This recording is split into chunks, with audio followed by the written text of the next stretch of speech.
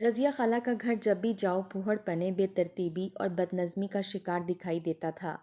ہر کمرے کی چیزیں الٹ پلٹ اور گندی، ادھر ادھر میلے کپڑے اور جوتے بکھرے ہوئے، بستر تکیے سب میلے، باورچی خانے میں میلے برتنوں کا انبار، صحن میں نلکے کے قریب ہر دم میلے کپڑوں کے ڈھیر جنہیں کبھی کبھار ہی دھلنا نصیب ہوتا، مکھیوں چوہوں چھپکلیوں کیڑے مکوڑوں کی ہر جگہ بہتات۔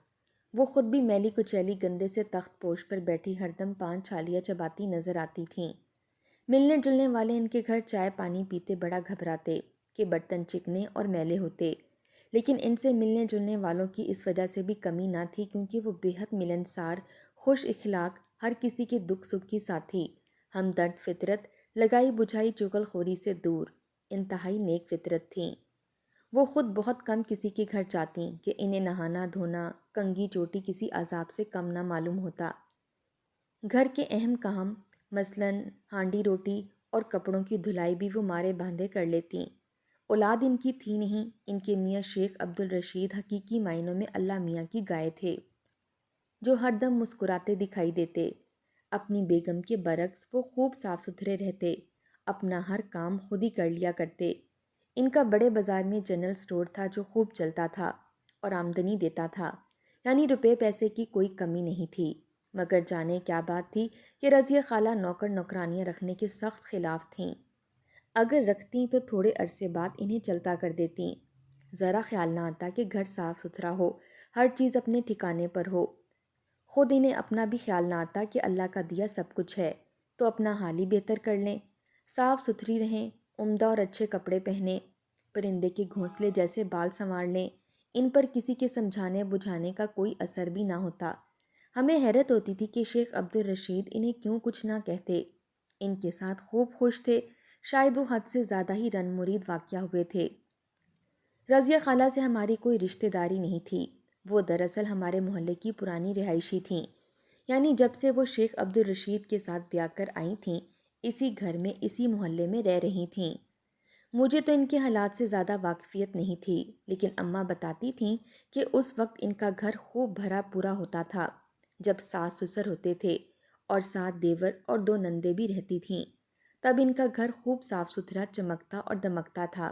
رضیہ خالہ بھی خوبصورت ستھری اور گھرداری کا خوب سلیقہ رکھنے والی ہوا کرتی تھیں۔ پھر ساس سسر کے انتقال اور نندوں اور دیوروں کی شادیاں اور ان کے بیرون ملک جا بسنے کے بعد تو وہ گویا ہر چیز سے بے نیاز ہو گئیں۔ ان کی زندگی بس اپنے اور اپنے میاں کے چند کپڑے دھو لینے اور ہانڈی پکانے تک ہی محدود ہو گئی۔ خیر، میرا رضیہ خالہ سے اکثر ملنا جلنا رہتا تھا۔ اتنا عرصہ گزرنے کے باوجود ان کے رہن سہن اور طور طریقے میں کوئی تبدیلی نہ آئی تھی اور میں اس کی عادی ہو چکی تھی۔ میرے نزدیک اصل چیز جو تھی وہ ان کی نیک فطرت تھی۔ ایک دن کافی دنوں کے بعد جب میں ان سے ملنے گئی تو دروازے سے اندر قدم رکھتے ہی مجھے حیرت کا ایک جھٹکا لگا۔ سارا گھر لش پش چمک رہا تھا، ہر دیوار پر سفیدی پھری ہوئی تھی، صحن صاف ستھرا دھلا دھلایا، برآمدے کی فرش کی ٹائلیں جو ہر دم دھول مٹی سے اٹی رہتی تھیں خوب اجلی چمکتی ہوئی تھیں، مکڑیوں کے جالے بھیڑوں کے چھتے سب غائب، ہر جگہ آزادانہ طور پر دوڑتے پھرتے رہنے والے چوہے چھپکلیاں کیڑے مکوڑے بھی غائب، اور خالہ صاحبہ کا تخت پوش بھی صاف ستھرا، اور حیرت یہ کہ خالہ صاحبہ کی بھی ایسی کایا پلٹی کی پہچانی ہی نہ جاتی، صاف ستھرے عمدہ لباس میں ملبوس، گھونسلہ بال سوارے ہوئے، ان کے دانت بھی صاف ستھرے چمک رہے تھے۔ مجھے یوں حیرت زدہ دیکھ کر خالہ مسکرائیں۔ کیا اجلے صاف دانت تھے، پانوں کی سرخی غائب۔ آؤ بیٹی، بڑے دنوں بعد آئی، کہو تمہاری والدہ جمیلہ تو ٹھیک ہے نا؟ میں نے انہیں سلام کیا اور ان کے پاس ہی تخت پوش پر بیٹھ گئی۔ یہ سب کیا ہے خالہ جان؟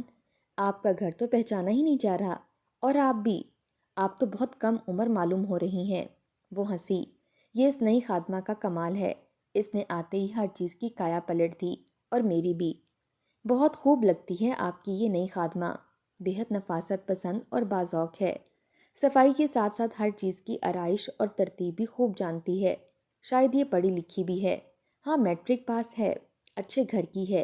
بیچاری کو اس کے خاوند نے شادی کے چند سال بعد بانجھ پن کی وجہ سے طلاق دے دی، جس کے بعد میکے میں اس کی اپنی بھابھیوں نے نہ ٹکنے دیا۔ وہ بیچاری برداشت کرتی رہی، مگر کب تک؟ تنگ آ کر اس نے نوکری ڈھونڈنی شروع کر دی جو کہیں نہ ملی، اس پر اس نے گھروں میں جھاڑو برتن کی سوچی۔ تمہیں پتہ ہے کہ میری کیسی شہرت ہر جگہ پھیلی ہوئی ہے، بس اسی شہرت کے سہارے وہ یہاں آ پہنچی۔ اب تم جو کچھ دیکھ رہی ہو نا، اسی کا ہی کمال ہے۔ اسے آپ نے جز وقتی رکھا ہے، خالہ، یا کل وقتی؟ دونوں ہی نہیں، وہ افراط خانہ کی طرح ہمارے ساتھ ہی رہ رہی ہے۔ ہم نے اوپر کے 2 کمرے اسے دے دیے ہیں، وہی جن میں میرا دیور رہا کرتا تھا۔ عرصے سے بند چلے آ رہے تھے نا، اب اس کی بدولت کھول کر آباد ہو گئے ہیں۔ تو وہ محترمہ کیا اس وقت اوپر ہے خالہ؟ ہاں، دوپہر کی سستاہٹ کے لیے اوپر گئی ہے، آتی ہی ہوگی۔ میں تو کسی نوکر نوکرانی کو زیادہ دن برداشت نہیں کرتی، عادت نہیں رہی، لیکن اس نے مجھ پر جانے کیا جادو کی چھڑی پھیر دی کہ میں اپنی یہ عادت بھلا بیٹھی۔ وہ جادو کی چھڑی شاید صاف ستھرائی سلیقہ مندی ہے۔ خالہ جان، پہلے والے ملازمین تمہارا کام دل سے نہ کرتے تھے۔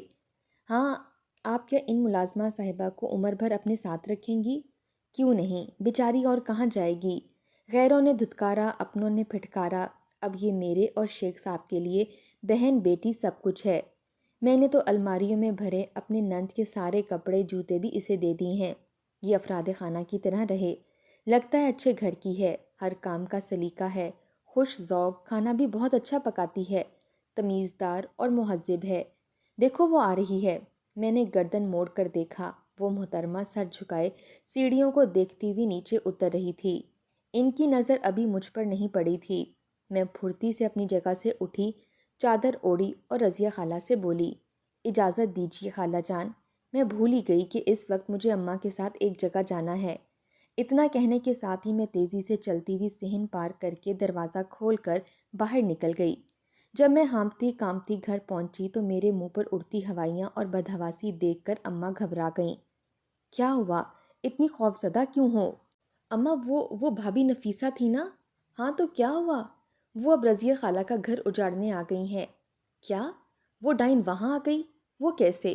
ذرا پوری بات تو بتاؤ۔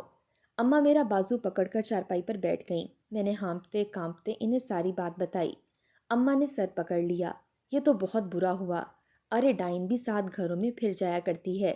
بانجھ تو وہ بے شک ہوگی، لیکن یہ اس کی بھابیاں کہاں سے آ گئیں؟ وہ تو اپنے ماں باپ کی اکلوتی اولاد ہے نا۔ نہ جانے یہ رضیہ خالہ کی عقل کو کیا ہو گیا ہے جو اس حرافہ کو گھر رکھ لیا ہے۔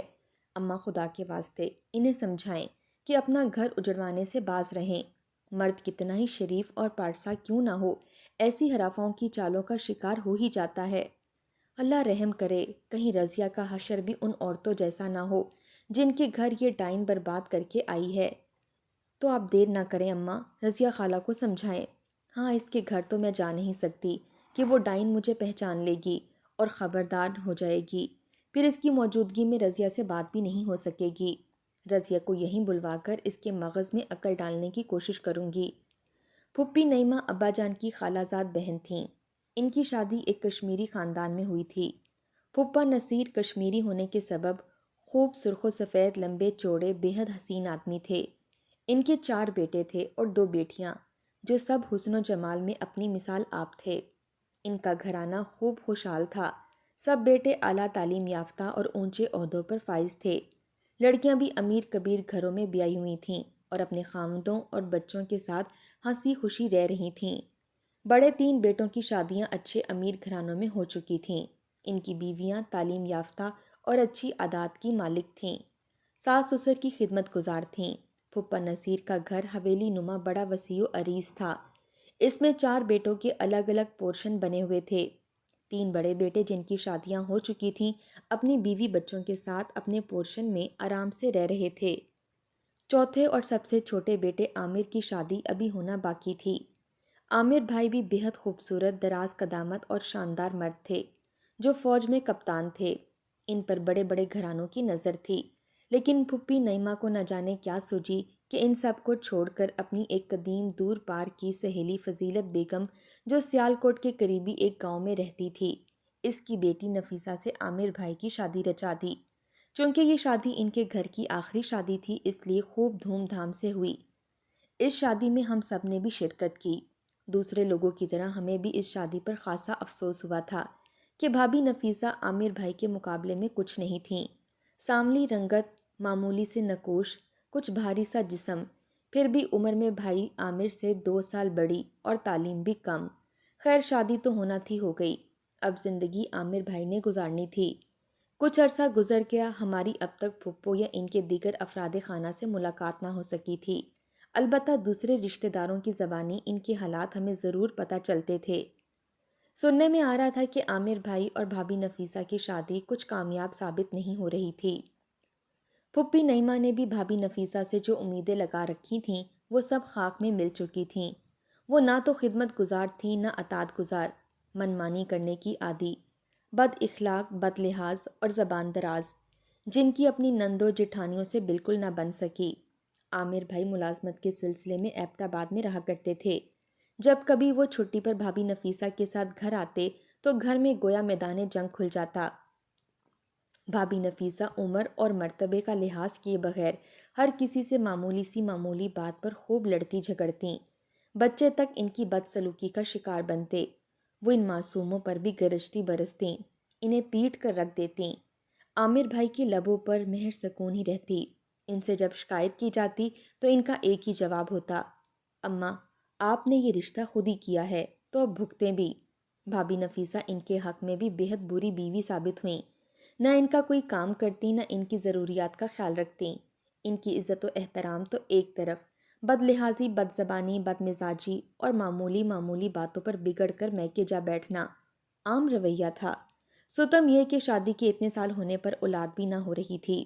پھپھی نعیمہ اب تک تو صبر اور خاموشی سے کام لیتی آ رہی تھیں کہ انہیں اپنی محبوب سہیلی فضیلت بیگم کا بڑا لحاظ اور خیال تھا، مگر کب تک؟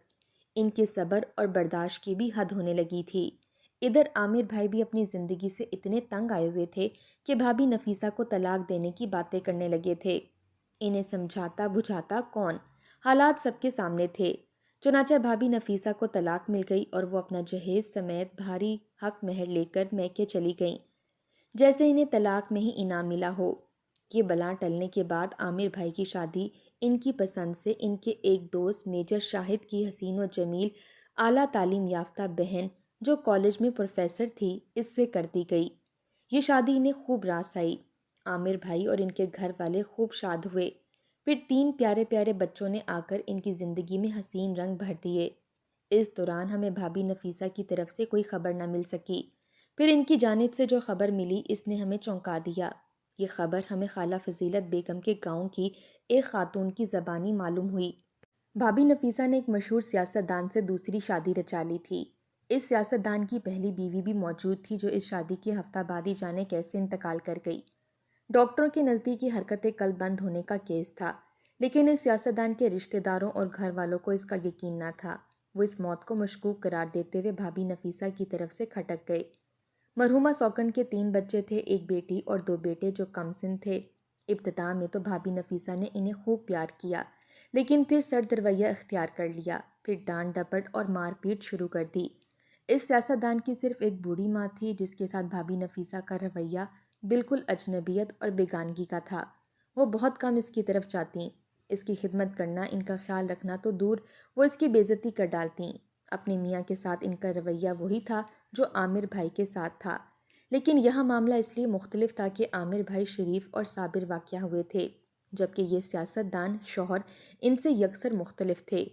وہ کچھ عرصہ تو سب کچھ خاموشی سے برداشت کرتا رہا، پھر اس نے بیوی کی خبر لینا شروع کی۔ روز بروز کے جھگڑے، باقاعدہ گالم گلوچ، مار پیٹ کی صورت اختیار کر گئی، بالآخر نوبت طلاق تک پہنچ گئی اور بھابھی نفیسہ اپنی ملکیتی اشیاء اور بھاری حق مہر لے کر ایک طرف ہو گئیں۔ معلوم ہوتا تھا بھابھی نفیسہ کو اب شادیوں کے تجربے کرنے کی عادت پڑ چکی تھی۔ عرصہ زیادہ نہ گزرا تھا کہ خود خالہ فضیلت بیگم کی زبانی ان کی تیسری شادی کی خبر نے ہمیں ہکا بکا کر دیا۔ ان کے یہ تیسرے شوہر ایک بڑے ذمہ دار تھے۔ ان کی 2 بیویاں پہلے سے ہی موجود تھیں، ان کے 8 بچے بھی تھے جو اسکولوں کالجوں میں زیر تعلیم تھے۔ اس محترمہ نے شادی ہوتے ہی حویلی پر قبضہ جما لیا اور جانے کیا جادو چکر چلایا کہ زمیندار صاحب ان کے بن کر ان کے آگے پیچھے دم ہلانے لگے۔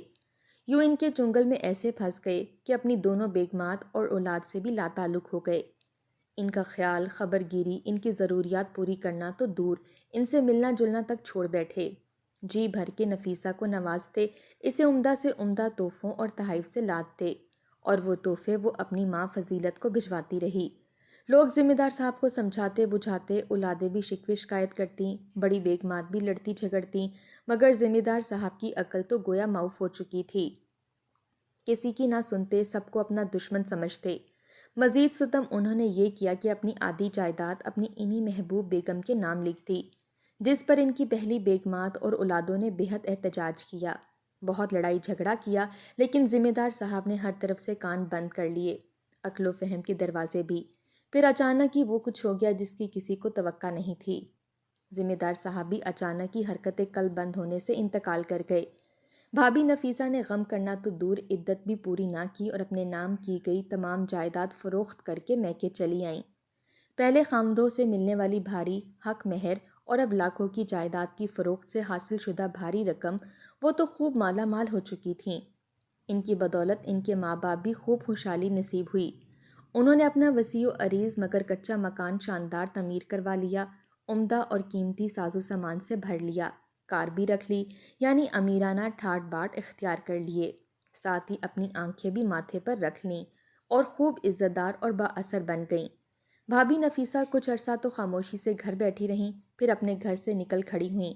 اس مرتبہ انہوں نے جو شکار تاڑا وہ ایک بڑے امیر کبیر بزنس مین تھے۔ ان کے ماں باپ اور 3 بہن بھائی ان کی تعمیر کردہ شاندار اور پر آسائش محل نما کوٹھی میں رہتے تھے۔ اب یہ کسی کو معلوم نہیں ہو سکا کہ بھابھی نفیسہ نے اس بزنس مین کو کیسے اپنے دام میں پھانسا اور شادی رچا لی۔ ہمیں جو کچھ معلوم ہوا وہ سب ان کی ایک بوڑھی ملازمہ کی زبانی معلوم ہوا کہ وہ اپنے نئے شکار کی تلاش میں شہر جا کر اس بزنس مین کے بارے میں کچھ سن گن لینے کے بعد کسی کام کے بہانے اس کے دفتر جا پہنچی تھیں۔ اس جھلک کے بعد سادہ فطرت انسان کو اپنے چھلتروں سے پرچانے میں کوئی دشواری پیش نہ آئی۔ وہ بری طرح سے اس کے چنگل میں پھنس گیا کہ اس نے اپنے گھر والوں کو بالخصوص اپنی ماں کی بھی نہ سنی، جو اس کی شادی اپنی بہن کی حسین اور اعلیٰ تعلیم یافتہ مہذب بیٹی سے کرنا چاہتی تھیں، نہ اپنے والد کی سنی۔ یوں بھابھی نفیسہ اس بزنس مین کی چہیتی بیوی بن کر اس کے گھر پر برجمان ہوئیں۔ شروع میں تو حالات خوب خوشگوار رہے، خوشی و مسرتوں سے بھرپور۔ پھر وہی پرانا کھیل شروع ہو گیا، چھوٹی موٹی تلخیاں، پھر زبان درازی، تانا کشی، پھر سنگین لڑائیاں، جھگڑے، گالم گلوچ، مار پیٹ، پھر بالآخر بھابھی نفیسہ طلاق اور بھاری حق مہر لیے اپنے ماں باپ کے گھر آ بیٹھیں۔ اب وہ خوب امیر کبیر ہو چکی تھیں۔ گھر واپس آنے کے بعد وہ مزید مہم جوئی ترک کر کے سوشل لائف کی طرف متوجہ ہو گئیں، یعنی عزیزوں سے ملنے جلنے اور ان کی شادیوں اور غموں میں شریک ہونے، اور جہاں ضرورت ہوتی ان کی مالی امداد بھی کرنے لگیں، جس سے اسے عزت ملنے لگی۔ اس طرح 2-3 سال اور گزر گئے۔ بھابھی نفیسہ کے والد جو دل کے پرانے مریض تھے انتقال کر گئے۔ شاید اس وقت بھابھی نفیسہ کو محسوس ہوا ہوگا کہ اس کے لیے مرد کا تحفظ اور رفاقت ضروری تھی۔ اپنے والد کی موجودگی میں تو اسے کبھی تنہائی اور عدم تحفظ کا احساس نہ ہوا۔ اب اس نے مہم جوئی کی بجائے سنجیدگی سے اپنا گھر بسانے کے بارے میں سوچنا شروع کیا۔ یہ تو ہمیں معلوم نہ ہو سکا کہ اس نے کیسے شیخ عبدالرشید کو تاڑا، اس کے گھر کیسے نقب لگائی اور رضیہ خالہ کو شیشے میں کیسے اتارا، لیکن اس کے مقصد کی تفہیم مشکل نہیں رہی۔ ہمیں رضیہ خالہ کی خیر ہوتی نہ دکھائی دے رہی تھی، اس لیے انہیں جتنی جلدی بھابھی نفیسہ کے کارناموں سے آگاہ کیا جاتا اچھا تھا۔ اس طرح وہ اس فسادی اور فتنہ ساز عورت سے چھٹکارا پا لیتیں اور اپنی ازدواجی زندگی اور اپنا گھر بچا لیتیں۔ اگلے دن مجھے کالج سے چھٹی تھی۔ اماں نے موقع غنیمت جانا پڑوس کے لڑکے 12 سالہ پپو کو ایک ضروری کام کے بہانے رضیہ خالہ کو بلا لانے کے لیے بھیج دیا۔ وہ تھوڑی دیر میں عمدہ لباس پہنے، زیورات اور میک اپ سے آراستہ ہمارے گھر آ پہنچیں۔ اماں نے ان کا بدلہ و حلیہ دیکھ کر جو حیرت ظاہر کرنی تھی، پھر ادھر ادھر کی باتوں اور چائے پانی کے بعد اماں اپنے مطلب پر آ گئیں۔ رضیہ، تم اپنی اس نئی نوکرانی کے بارے میں کچھ جانتی ہو؟ وہ تو برا مان گئیں۔ آپا اسے نوکرانی تو نہ کہو، میرے اور شیخ صاحب کے نزدیک وہ بہن بیٹی ہے، بیچاری دکھی اور دنیا میں تنہا ہے۔ ہمارے ہاں اسے سر چھپانے کا ٹھکانہ مل گیا ہے، اب عمر بھر وہ ہمارے ساتھ رہے گی۔ میری اماں نے تو اپنا سر پکڑ لیا، کوئی جان بوجھ کر نہیں کہا کرتا رضیہ کہ آ بیل مجھے مار۔ تم نے کیا اس کے حالات کی کھوج کی جو اس کے ہر کہے پر ایمان لے آئی ہو؟ وہ کوئی تنہا اور دکھی نہیں، شام پور میں بڑے امیر کبیر ماں باپ کی اکلوتی اولاد ہے۔ اب تک وہ 4 شادیاں رچا چکی ہے، 5ویں شاید تمہارے شیخ صاحب سے رچائے گی۔ خدا کا واسطہ رضیہ، عقل کے ناخن لو، سوچو سمجھو، اس ڈائن کو فوراً ہی گھر سے نکال دو، ورنہ تمہیں پچھتانے کو بھی کچھ نہ ملے گا۔ رضیہ خالہ کے چہرے کے تاثرات سے لگ رہا تھا جیسے اماں کی باتیں انہیں سخت ناگوار گزر رہی ہیں۔ انہیں اماں کی باتوں کا یقین نہیں آ رہا۔ تمہارے خدشات بالکل بے بنیاد ہیں۔ اس کے بارے میں تم نے مجھے جو باتیں سنائی ہیں مجھے ان کی صداقت مشکوک معلوم ہوتی ہے۔ یہ سنی سنائی جھوٹی باتیں ہیں جو جانے کن ذرائع سے تم تک پہنچ گئی ہیں۔ ان باتوں پر یقین کر کے میں تو اسے اپنے گھر سے نکالنے سے رہی۔ اسے ہم نے نہایت حیادار، شریف اور نیک فطرت پایا ہے، نہایت تمیزدار، سلیقہ مند اور خدمت گزار۔ وہ جیسے ہم میاں بیوی کی خدمت کر رہی ہے نا، ایسی تو ہماری اپنی اولاد بھی ہوتی تو نہ کرتی۔ نہ آپا، میں تو ہرگز ان باتوں کا یقین نہیں کرتی۔ اسے گھر سے نکالنا تو سراسر اللہ کا غضب بھڑکانا ہوگا۔ میری اماں کا صبر جواب دے گیا۔ انہوں نے ان کے سامنے ہاتھ جوڑ دیے۔ اللہ کا واسطہ رضیہ، عقل کے ناخن لو، بھلا مجھے کیا پڑی ہے خواہ مخواہ تمہیں بھڑکاؤں؟ وہ اب تک جو کچھ کرتی چلی آئی ہے نا، میری آنکھوں نے سب کچھ دیکھا ہے۔ تم بے شک شام پور جا کر وہاں کسی سے بھی اس کا کچا چٹھا معلوم کر لو، پھر تمہیں معلوم ہو جائے گا کہ وہ کس طرح کی عورت ہے۔ میں تمہارے ساتھ ہرگز غلط بیانی نہیں کر رہی۔ مجھے تم پر افسوس ہو رہا ہے رضیہ، کاش تم عقل کے ناخن لے سکو۔ تم ناحق پریشان ہو رہی ہو آپا، کچھ نہیں ہوگا۔ مجھے شیخ صاحب کی طرف سے کوئی اندیشہ نہیں، نفیسہ پر بھی مکمل اعتماد ہے۔ اچھا میں چلوں، کافی دیر ہو گئی ہے۔ اتنا کہہ کر رضیہ خالہ نے چادر سنبھالی، الوداعی کلامات کہے اور رخصت ہو گئیں۔ اماں دونوں ہاتھوں سے سر پکڑ کر بیٹھ گئیں۔ اب بدبخت کی عقل کا میں کیا ماتم کروں، اپنا گھر برباد کرنے پر تلی ہوئی ہے۔ کیا منع کرنا، مجھے تو خیر ہوتی نہیں معلوم ہوتی رضیہ کی۔ دیکھ لینا وہ ڈائن اس کا گھر بھی کھا جائے گی۔ میرا دل دکھ سے بوجھل ہو رہا تھا۔ مجھے رضیہ خالہ پر شدید غصہ بھی آ رہا تھا، ان سے ہمدردی بھی محسوس ہو رہی تھی۔ ان کے ساتھ اب جانے کیا ہونے والا تھا۔ نوکرانی کے روپ میں ان کے گھر نقب لگانے والی بھابھی نفیسہ جانے کیا گل کھلانے والی تھیں، شاید وہی کچھ جو وہ پچھلے 4 گھروں میں کھلا چکی تھیں۔ یوں رضیہ خالہ کے نصیب پر افسوس ہی کیا جا سکتا تھا۔ رضیہ خالہ کے اس ضدی رویے، بے عقلی اور ناسمجھی کا ہمیں کتنے ہی دنوں تک شدید دکھ اور افسوس رہا۔ اماں تو چاہتی تھی کہ ان کے گھر جائیں اور بھابھی نفیسہ کی خبر لیں، مگر اس کا کوئی فائدہ نہ ہوتا۔ ادھر ابا جی کی ٹرانسفر راولپنڈی ہو گئی اور ہم وہاں چلے گئے۔ رشتہ داروں وغیرہ سے تو خط و کتابت اور میل جول رہا، مگر بھابھی نفیسہ کی کوئی خبر نہ ملی۔ ادھر راولپنڈی، پھر کوئٹہ، پھر ملتان، ٹرانسفروں میں کتنے ہی سال گزر گئے۔ ابا جان کی ٹرانسفر پھر فیصل آباد ہوئی تو ہم اپنے آبائی گھر واپس آ گئے۔ ہمیں رضیہ خالہ کے بارے میں جاننے کا بڑا تجسس تھا۔ گھر بار ٹھیک کرنے اور ضروری کام نپٹانے کے بعد جو فرصت میسر آئی، میں اور اماں ان کے گھر جا پہنچیں۔ ہماری گھنٹی بجانے پر جو دروازہ کھلا تو ہمیں 2 6 7 سال کی خوبصورت اور خوش لباس بچوں کی مسکراتی صورتیں دکھائی دیں۔ ہمیں بے حد حیرانی ہوئی، کیوں بیٹا، شیخ عبدالرشید کا گھر یہی ہے نا؟ اماں نے اسے حیرت سے پوچھا۔ جی ہاں، اندر آ جائیں آنٹی۔ ہم کچھ الجھن زدہ اور متغیر سے اندر چلی آئیں۔ صحن میں اجلی چمکتی چادر پر گاؤ تکیے کے سہارے ایک بوڑھی مگر خوبصورت، صحت مند اور عمدہ لباس خاتون بیٹھی تھیں۔ ان کے سامنے ٹرے میں کٹے ہوئے پھل، کیلے وغیرہ رکھے تھے۔ تخت پوش کے قریبی کرسی پر بھابھی نفیسہ خوب عمدہ نفیس کپڑوں میں ملبوس بیٹھی تھیں۔ ہمیں دیکھتے ہی وہ مسکراتی ہوئی کرسی سے اٹھ کر ہماری طرف چلی آئیں۔ آئیے خالہ جان، بڑی مدت بعد آپ کو دیکھنا نصیب ہوا۔ دیکھیے میں آپ کو بھولی نہیں، اور یہ عدیلہ آپ کی بیٹی کتنی بڑی ہو گئی ہے، چھوٹی سی تھی نا جب دیکھا تھا۔ اے جمیلہ، یہ تم ہو؟ تخت پوش پر بیٹھی خاتون جو خالہ فضیلت بیگم تھی، تخت پر سے اتریں اور ایک دم ہی میری اماں سے لپٹ گئیں۔ اماں کو کچھ سمجھ نہ آیا، وہ بھابھی نفیسہ کی ماں فضیلت بیگم کو دیکھ رہی تھیں، پھر انہوں نے اماں کو چھوڑا اور مجھے لپٹا لیا۔ یہ چھوٹی سی بچی کتنی بڑی ہو گئی، اسے نفیسہ اور عامر کی شادی کے موقع پر دیکھا تھا۔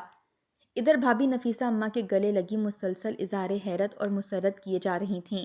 جب یہ ڈرامے بازی ختم ہوئی، ہم اپنی جگہوں پر بیٹھ چکے تھے تو معلوم ہوا کہ بھابھی نفیسہ اب عبدالشیخ رشید کی بیوی بن چکی تھیں۔ ان کے 3 بیٹے بھی ہیں جو اعلیٰ انگریزی اسکولوں میں پڑھ رہے ہیں۔ یہ بات انتہائی حیرت ناک اور ناقابل یقین سی تھی۔ اماں کے اس اظہار پر خالہ فضیلت بے ساختہ ہنسی۔ اسے نفیسہ کی حکمت عملی سمجھو، یہ بانجھ تو کبھی تھی ہی نہیں، یہ چاہتی تھی کہ اس کے پاس ڈھیروں ڈھیر دولت آ جائے، پکا معاشی تحفظ ہو جو اس کے ماں باپ کو بھی حاصل ہو، تبھی بچوں کو پیدا کرے گی۔ چوتھی شادی کے بعد چونکہ اس کا ٹارگٹ مکمل ہو چکا تھا، اس لیے پھر اسے اپنا گھر بسانے اور بچے پیدا کرنے کی فکر ہوئی، جو اب شیخ عبدالرشید سے شادی کے بعد دور ہو گئی ہے۔ اللہ کا شکر ہے اب اس کی ازدواجی زندگی بڑی شاندار ہے۔ شیخ صاحب اس کے لیے بڑے اچھے شوہر ثابت ہوئے ہیں۔ یہ ان کے لیے ایک مثالی بیوی ہے۔ تمہیں معلوم ہے نا کہ نفیسہ ہماری اکلوتی بیٹی ہے، اسے اپنے گھر میں بخیر و عافیت ہنستے بستے دیکھ کر میں بے حد خوش اور مطمئن ہوں۔ اور وہ جو رضیہ تھی، شیخ صاحب کی پہلی بیوی، وہ کہاں ہے؟ خالہ فضیلت نے ناگواری سے سر جھٹکا۔ ارے وہ بھی یہیں رہ رہی ہے، شیخ صاحب تو اس کے ساتھ مارے باندھے گزارا کر رہے ہیں۔ وہ ایک نہایت بد سلیقہ اور پوہڑ، اوپر سے بانجھ بھی۔ اب گھر دیکھو اور نفیسہ اور بچوں کو دیکھو، پر وہ رضیہ ہے کہاں اس وقت؟ کہیں نظر نہیں آ رہی؟ اماں نے پوچھا۔ وہ تم لوگوں کے لیے چائے بنا رہی ہوگی، وہ اب باورچی خانہ سنبھالتی ہے، ہانڈی چولہا برتن کپڑے سب کام کرواتی ہے نفیسہ اس سے۔ یعنی تم نے اسے نوکرانی بنا لیا ہے؟ یہ تو انتہائی ظلم ہے فضیلت۔ نفیسہ، تمہیں تو اس کے مقام پر اسے قائم رکھنا چاہیے تھا نا، آخر وہ تمہاری محسن تھی، اس نے تمہیں اپنے گھر میں عزت سے رکھا ہوا تھا، اور تم نے کیا کیا اس کے ساتھ؟ اماں کی بات ادھوری رہ گئی۔ سامنے برآمدے میں بنے ہوئے باورچی خانے سے رضیہ خالہ نوکرانیوں جیسے کپڑوں میں ملبوس چائے کی ٹرالی دھکیلتی ہوئی دکھائی دیں۔ انہوں نے نظریں جھکا رکھی تھیں۔ انہوں نے خاموشی سے ٹرالی ہمارے سامنے کھڑی کی اور باورچی خانے میں جا کر غائب ہو گئیں۔ ان کی آنکھوں کی نمی ہم سے پوشیدہ نہ رہ سکی۔ اپنے پاؤں پر خود کلہاڑی مار لینے پر پچھتاوا اور احساس ندامت تھا۔ انہوں نے ایک بار بھی ہم سے نظریں نہ ملائی تھیں۔ تم نے تو بہت برا کیا نفیسہ، تم نے رضیہ کو نوکرانی بنا لیا، تمہیں تو اس کی قدر کرنی چاہیے تھی، اسے اس کے مقام پر رکھنا چاہیے تھا۔ کچھ تو اللہ کا خوف کرو اور اس کی عزت اور قدر بحال کر دو۔